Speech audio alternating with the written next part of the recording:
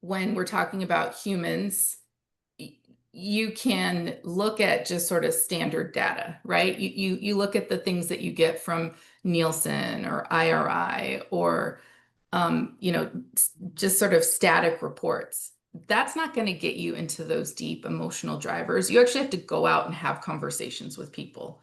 We used to, when I worked at Gallo, we talked about it, you got to go into the wild.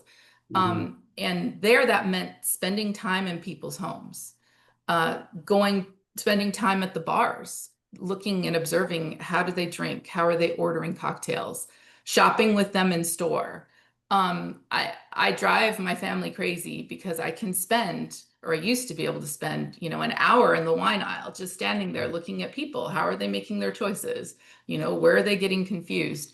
All of that starts to create deeper empathy and just being able to listen and believe that you don't have all the answers. And even what you thought worked yesterday may not work tomorrow. So you constantly have to be listening, interacting with your consumers. In the case of, let's say, High Noon. So High Noon started out as a vodka project. It was the precursor to High Noon Seltzer.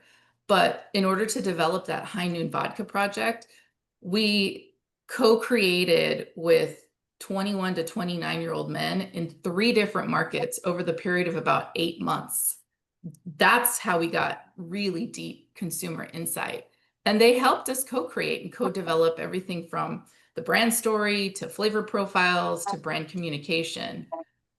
So it's not something that it comes easy. It's not something that I think you can, you'll be able to go, oh, I'm going to do a Google search for 5 minutes and figure it out. It takes time and it takes a lot of thoughtful consideration to really get into those deep insights.